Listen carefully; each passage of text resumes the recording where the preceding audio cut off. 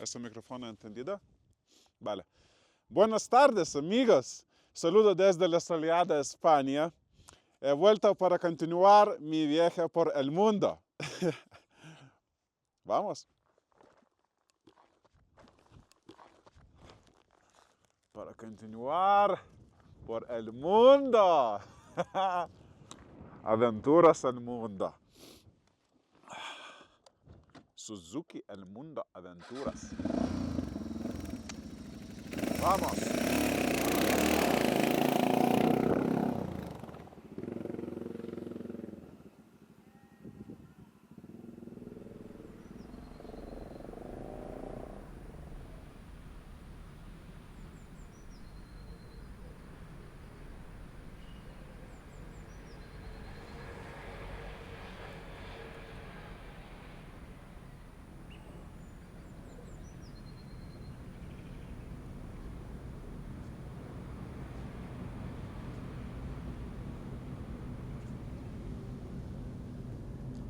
Taigi po 8 mėnesių labai džiaugiuosi grįžęs galų gale į Ispaniją, į Malagą, į tą patį seną gerą Malagos uostą, kuris priglaudė mano motociklą visam tam laikui.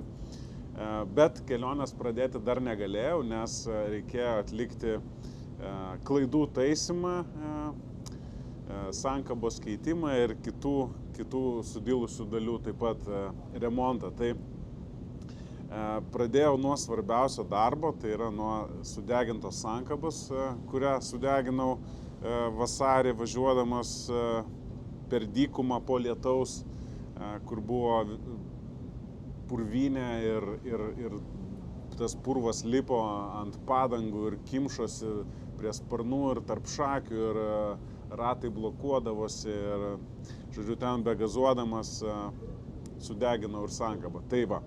Tai čia buvo pagrindinis svarbiausias darbas, atlikau jį. Buvo šiokių tokių problemėlių, ten tie yra fiksaciniai tokie žiedukai, tai žiedukas tai šiek tiek sudėtinga buvo jį tenai, būnant naujai sankabai jį fiksuoti, bet, žodžiu, viskas pavyko. Padėjo ir mano gerasis draugas Karimas, kuris priėmė tą motociklą visam tam laikotarpiui. Jisai man ir pašvietė ir padėjo įrankių davė, jisai visokių turėjo ir dinamometrinių raktų, ir kitų visų terkšlių ir panašiai, tai tikrai labai esu dėkingas jam už pagalbą.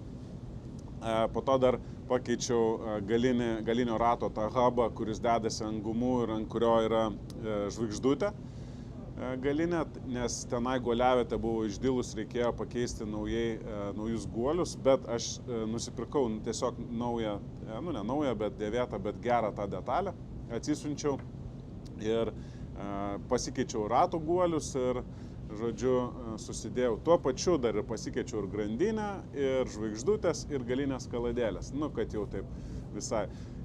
Bet tuomet Karimas turėjo keliauti savais keliais, jam tuo metu buvo atostogos ir tai yra labai gerai, kad jisai galėjo man padėti ir leisti susitvarkyti motociklą atostogų metu. Bet turėjau aš išvykti, užsivedžiau motociklą, viskas yra gerai, pakėlėm sėkmės bokalą, bet tada pastebėjau, kad teka kuras per karbiuratorių, taigi reikėjo karbiuratoriui šiokio tokio remonto, bet jau nebegalėjau tenai daryti, taigi teko palikti uostą. Yeah. Take out the gas, 17. Okay.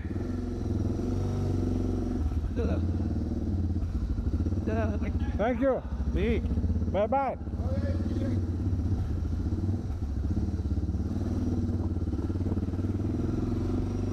Woo!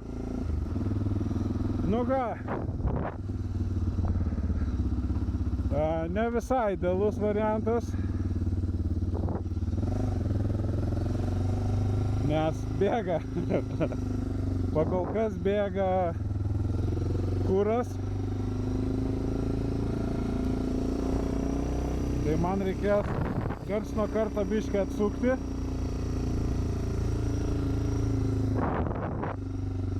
leisti pribėgti pilną karbiuratorių kuro ir tada vėl užsukti trumpam.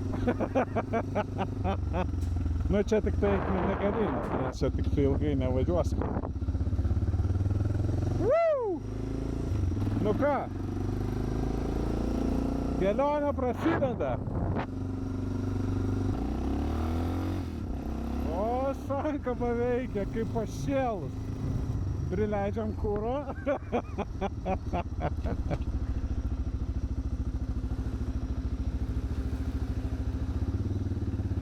Eik tu savo. Užsukom kuro. Taigi teko palikti uostą ir susiradęs ramesnę, atokesnę vietą, susitvarkiau karbiuratorių, perinkau, pasikeičiau alyvą ir viskas susiruošęs, susidėjęs, išvažiavau į uostą, iš kurio kelsiuos į Maroką.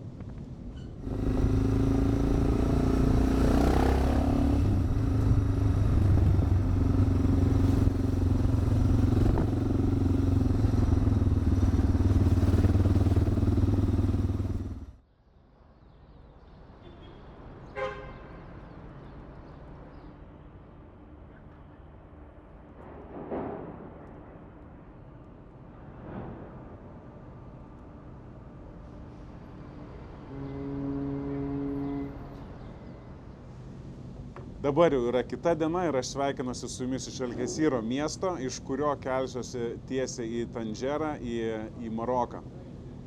Bilietus jau nusipirkau, jau turiu, laukiu savo įsilaipinimo ir kviečiu į žemėlapių kambarį.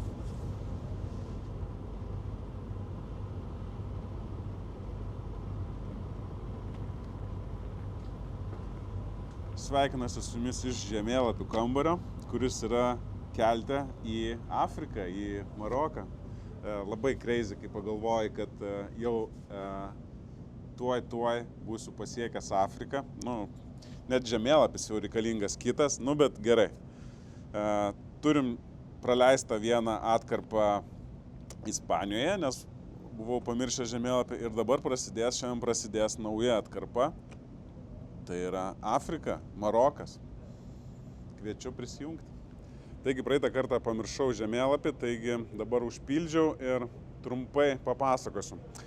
Vasario mėnesį kartu su Vyčiu startavome Barselonoje, judėjome į šiaurės vakarus, šalia, sakykime, papėdę Pirėnų kalnų, iki kol pasiekėm Bardenas Realės, šitoj dykynėje baigėsi mūsų bendra kelionė, Vytis važiavo atgal į Barseloną ir skrido namo, aš judėjau žemyn į pietus, pro Valenciją, Alicante, aišku, žinoma, ir Almerijoje pasukau į šiaurę, į Gorafės dykumą.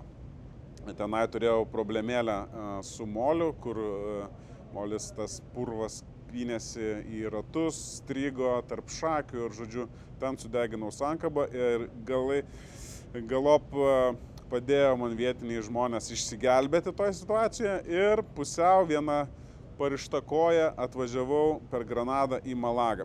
Tenai palikau motociklą, jisai ten stovėjo, kaip sakiau, 8 mėnesius ir šitą kelionės dalį pradėjau Malagoje, kur pirmą dieną pailsėjau atskridęs, antrą pilnai skyriau servisiukui, reikėjo daug ką padaryti ir atvykau į uostą.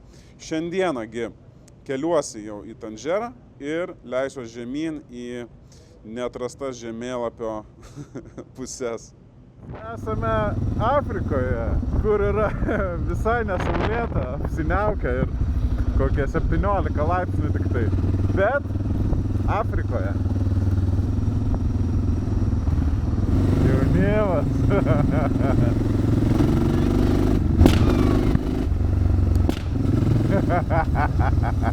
Biškį gąsdinam. Tūkstam.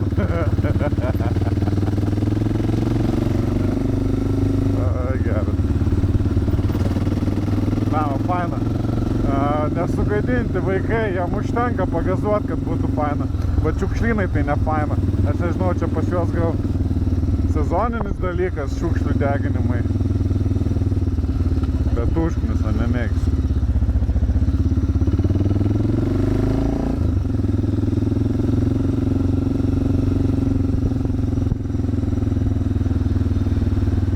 ryte į vakarą išeina mėgautis. Arbatėlę geria, šaškiam lošia, šnekučiuojasi. Kažkur į dešinę.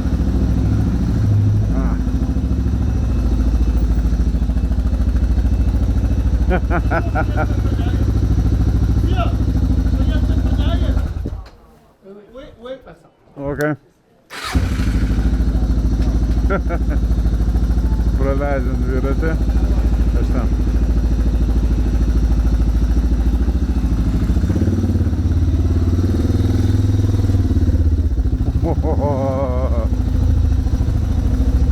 Wow. Amazing. Tik aš nežinau, gal šitas? Ai va. Ir jad, gal šitas? Jo, gal šitas.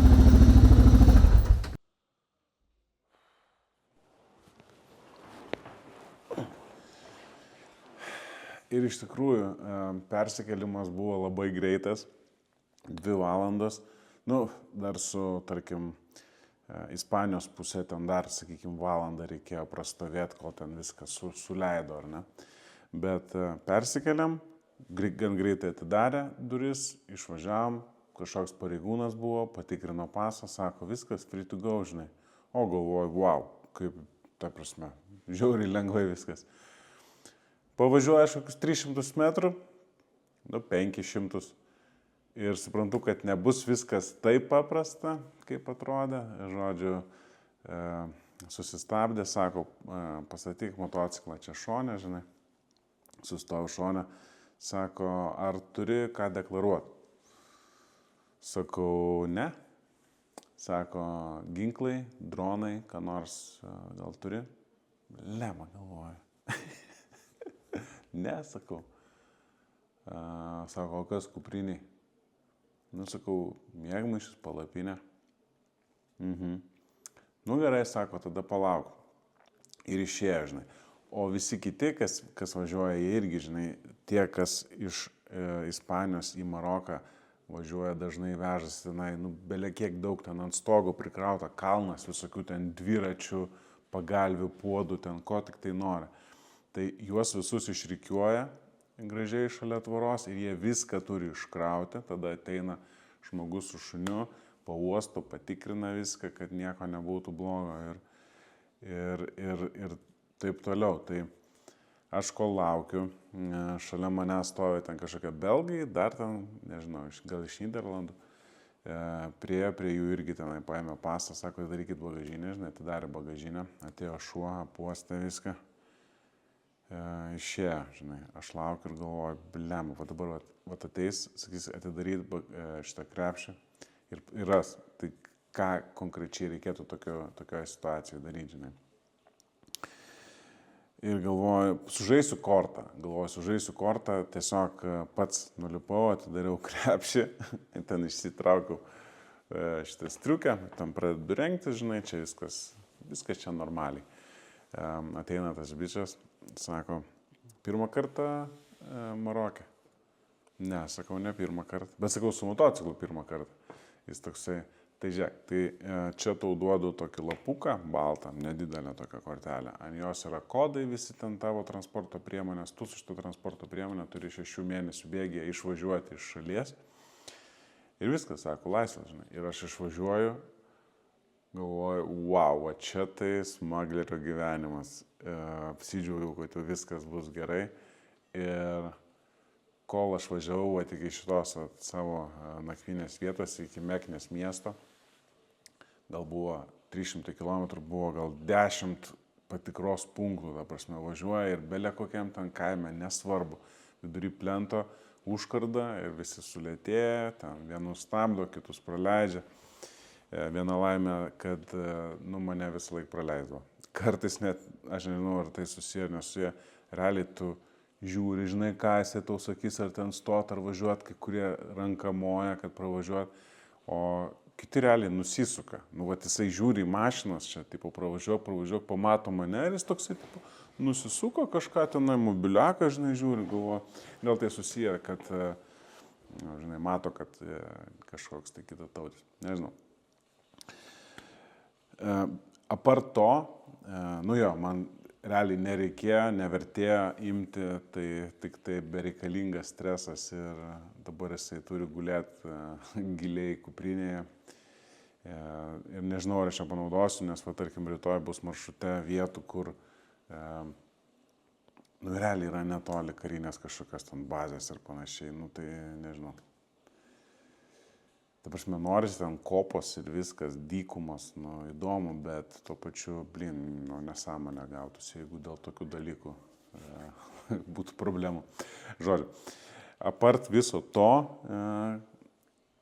tai, nu, šakės, ta prasme, porą valandų ir persikeli į visišką egzotiką, nu jo, čia dar yra, sakykime, Europinė Afrika, bet vis tiek ir kultūra, ir žmonės, ir gamta, viskas susumuoja, taip yra egzotiška ir gražu, ir faina, ir nu, žmonės, vaikai nesugadinti, jie nori visi, kad pagazuotum jiem, ten ir užgazuoja, žinai, išjungi, tai ten šauna, ir, nu, žodžiu, visiems patinka.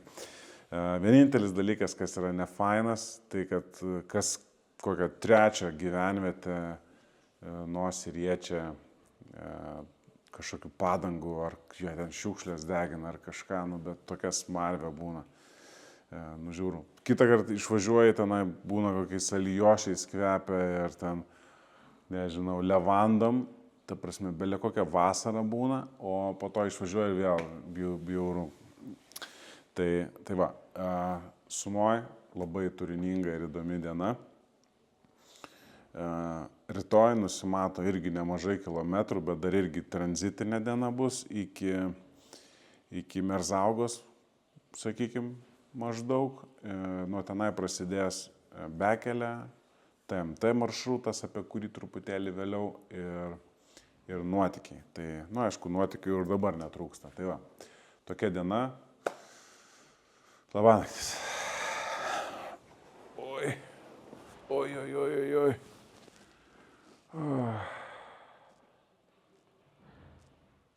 Kaip čia šviesą išjungti?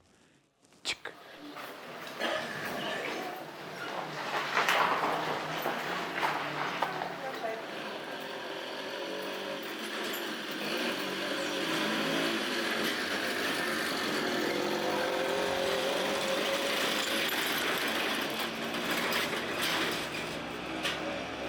Dabar jau yra kita diena ir aš sveikinuosi su jumis iš Mekneso miesto, iš žemėlapių kambario, šalia nuostabios sienos su raketėmis teniso. Viso šito žemėlapio iš tikrųjų nereikia, praktiškai galima jį sulankstyti. Užteks vienos 16-osios šito žemėlapio dalies, tai yra atkarpėlės su Afrika. Vakar mes nuvažiavom iš Tandžero iki Mekneso miesto, tai 300 km, plentukas, vingiuotas labai, nes rinkausi vengti greitkelių, tai, nu, toks visai fainas, bet labai lėtas. Aš tas 300 km važiavau 6 valandas. Šiandien dar 300 maždaug kilometrų, gal daugiau, gal 300 pm, iki, nepamenu pavadinimo, iki kito didesnio miesto. Ten turbūt pernakvosiu, rytoj prasideda offroadas. Grubiai taip.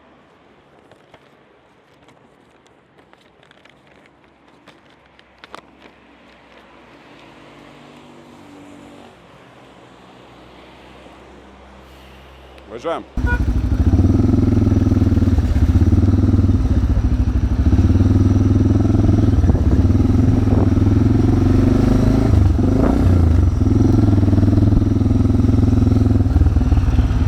Gyvenimas verda šitame Timahote miestelyje. Žmonės viską veikia. Daugiausiai vaikšto. Bet kažkas pardavinėja, kažkas perka, kažkas važiuoja. Kažkas degina padangas. Kurmi, nu. Ne, čia ką pavalgyti. Wow, kokios mašinos, crazy. Nu, labai kietai, sakau, fantastika yra, tokia egzotika. Ir taip arti sąlyginai, aišku. Bet dėl Hiliukso tai man dar klausimų išlieka, iš kur jie gauna jų.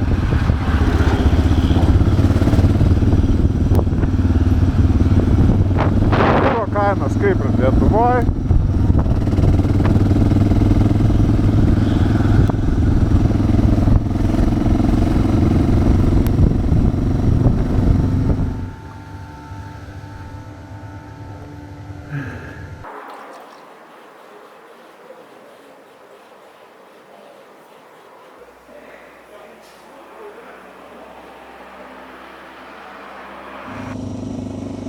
Pasikeičiau alyvą, gavosi po 400 maždaug kilometrų antras pakeitimas, nes vis tiek ten dar turėjo likti kažkiek abrazyvo, tai tikrai neprošal.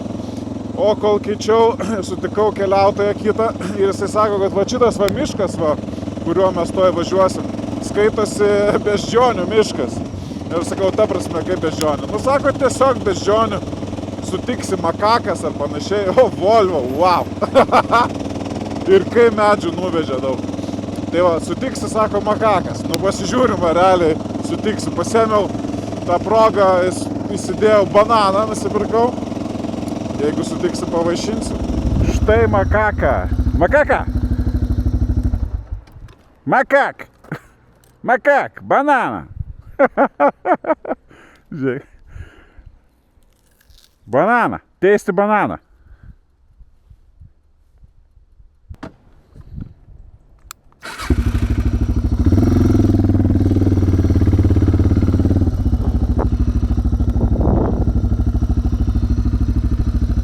Nori banano?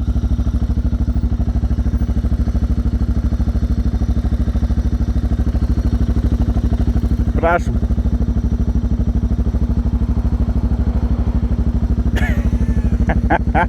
Pasidalinom, draugai, ar ne?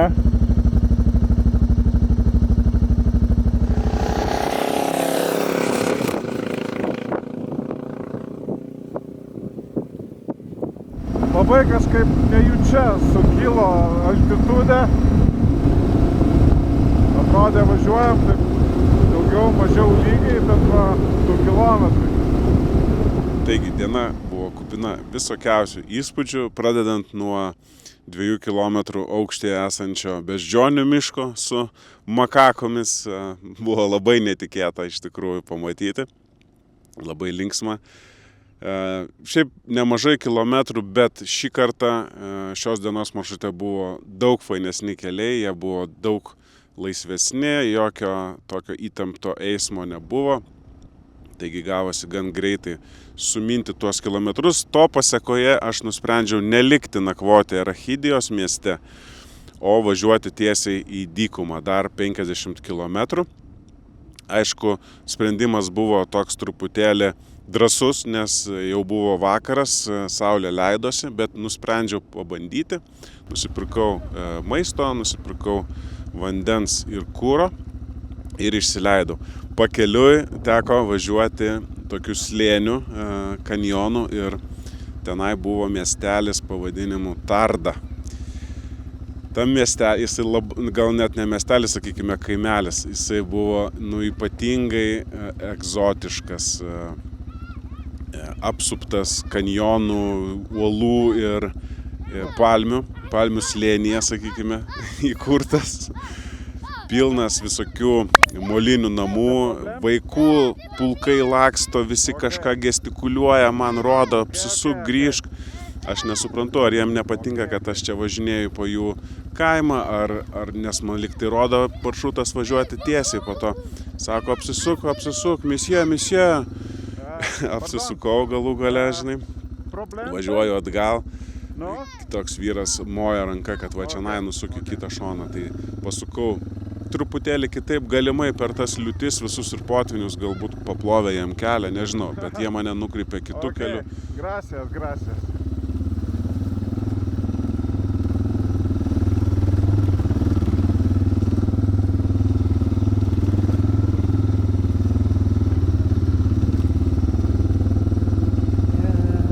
Nenori manęs čia praleisti.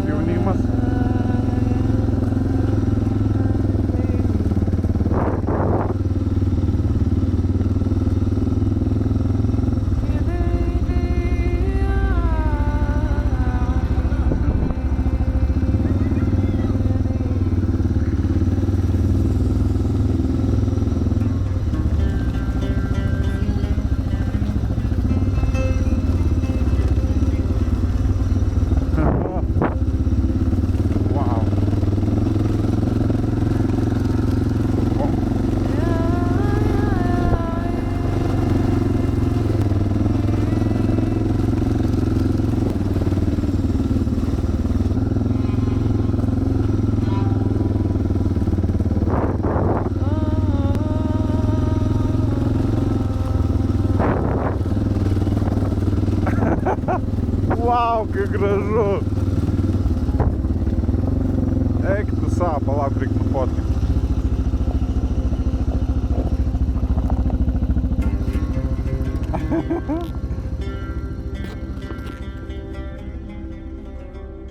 Po to jau išvažiavęs iš to miestelio dar sutikau 2 vaikus, 2 mergaitės. Sustojau nufotografuoti, nes tikrai įspūdingai tas miestas tokiame slėnyje. Tai pribėgo tos mergaitės, abidvi ištiesusios rankas, daviau jom po pinigėlį, gavau po oro bučinį ir važiavau toliau. Tai tikrai įspūdinga ir man dar nepatirtas toksai žmonių bendravimas.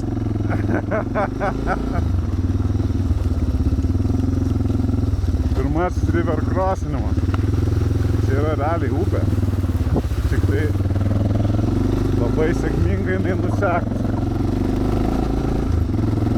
Kiek šitoje kelionėje buvo river crossinimų, nežinau. Nebuvo iš tikrųjų daug. Gal kažkokių mažų labai smulkių. Iki 10 tai tiksliai. Bet tikrai žinau, kad pavyzdžiui šitoje kelionėje buvo 5 keltai per įvairias vietas. Kas įdomiau, river crossinimai įdomiau.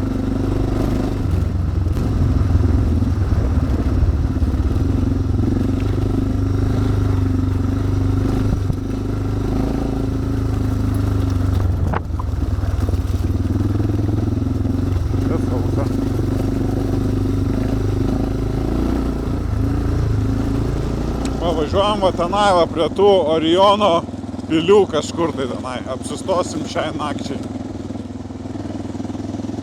Man atrodo, galima pakelti droną. Oi, ne kiekvieną dieną nusižengimai tokie. Ko tik nepadarai, ne? Dėl kadro.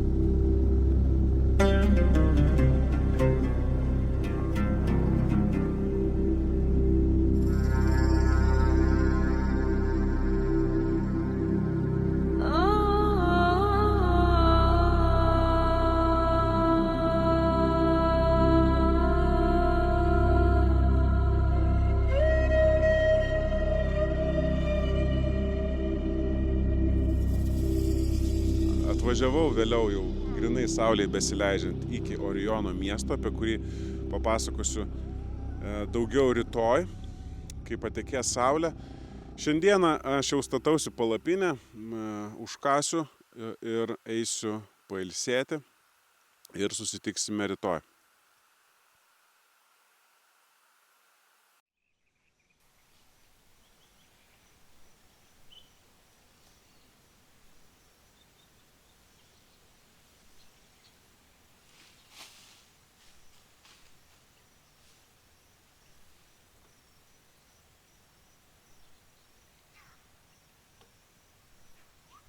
Bêtise de Macron.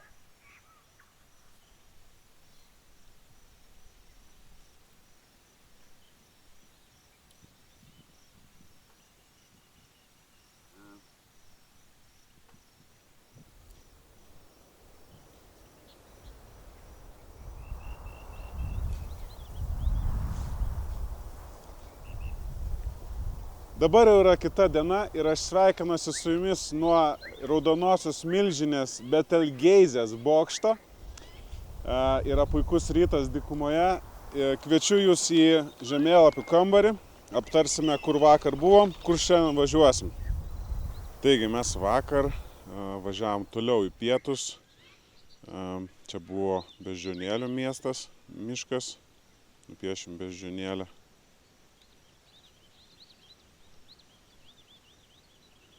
su ausinėm, gavosi peliukas, nesvarbu. Ir po to pasiekiau Erechidijos miestą, bet nusprendžiau važiuoti toliau, va iki čionai. Čia yra Orijono miestas, pažymėsiu jį va tokiu va biču su lanku. Čia va yra 11:08. Šiandieną keliausiu toliau į pietus, į Merzaugos miestelį, tenai yra Erkčebi dykuma, kopos ir po to jau į vakarus toliau. Žiūrėsim, kiek šiandien pasiseks, nežinau, nes nemažai yra offroado, gali būti mažai kilometrų.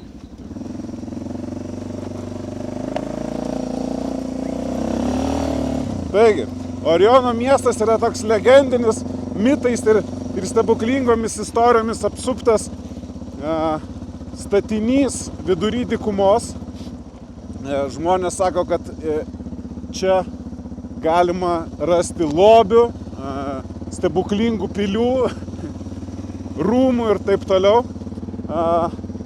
Iš tikrųjų tai yra prancūzų menininko pastatyta instaliacija, kurią jisai norėjo susieti, sintezę atlikti Maroko unikalios gamtos ir meno.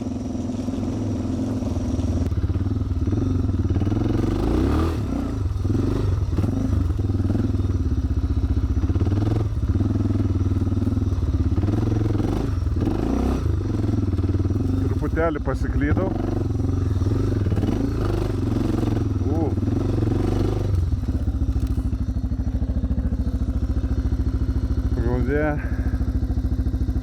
Man reiktų ten.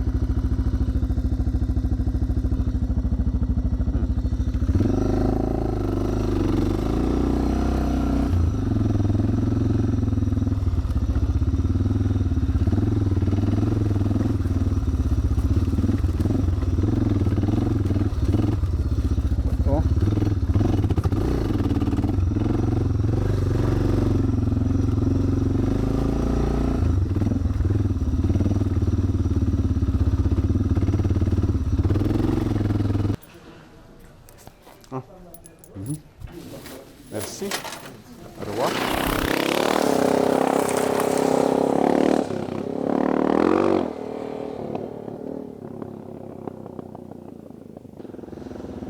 Čia yra kopos.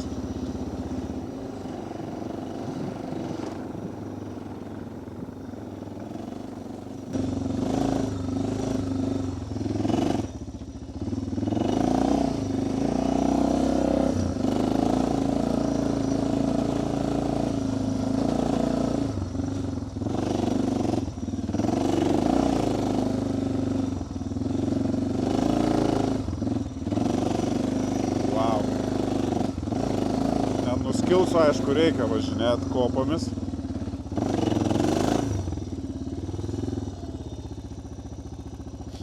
Pagal idėją, va ten kažkur būtų galima kirsti. Įdomu, kiek ten lengvai ar sunkiai gautųsi tas padaryti.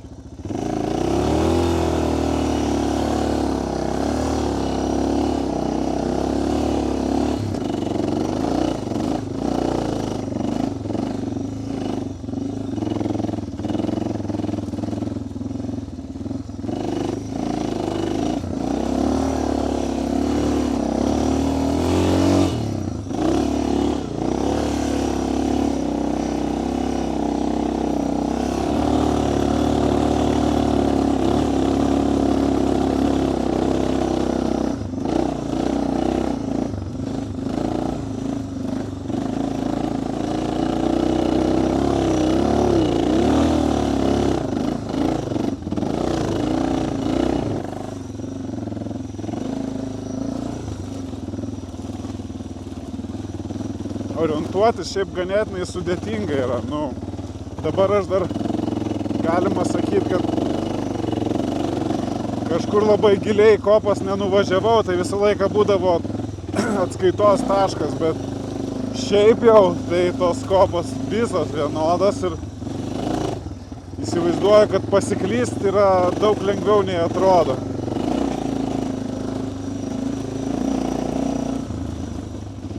maždaug už 15 kilometrų toj pusėj, turbūt va ties ta briauna kalno, prasideda Alžyras.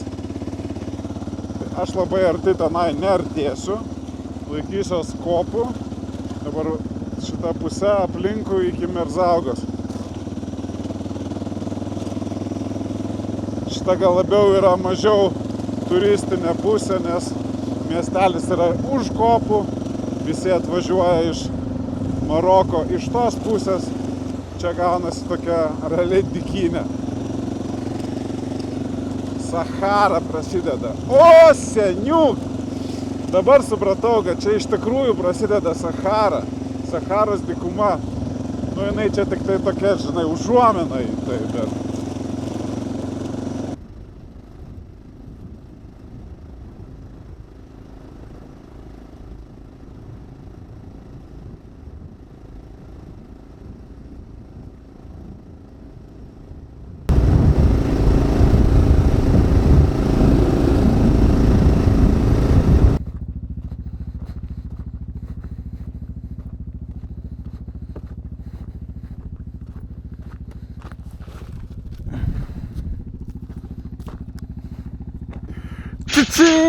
Tak, žinai, sukasi laimėjimas, atrakintas įrankis, kusačkas.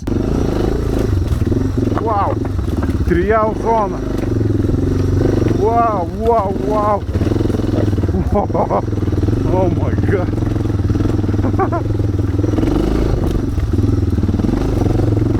Wow. Nu, nice. Laiptų biškį buvo padavę.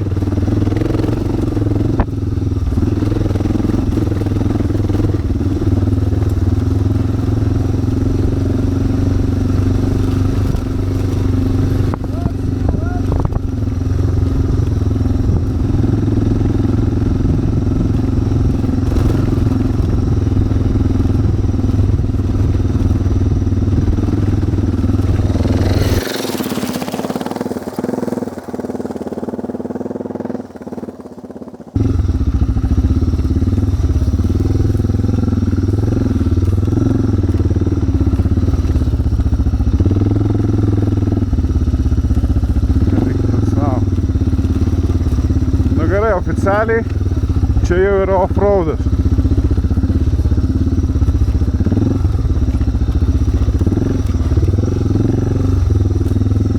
Oficialiai off-roadas.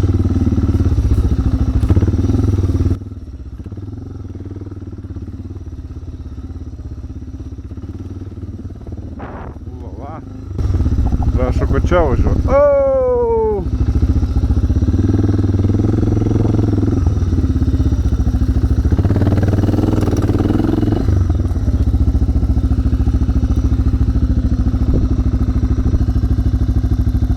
Nepasiduodama, ne? Reiks skirti šitą upę. Tikiuosi, krokodilų nebus. Dar visai neseniai buvo patvynus gerokai daugiau. Dabar jau liko gan nedaug. Bet amazing river crossing in Morocco.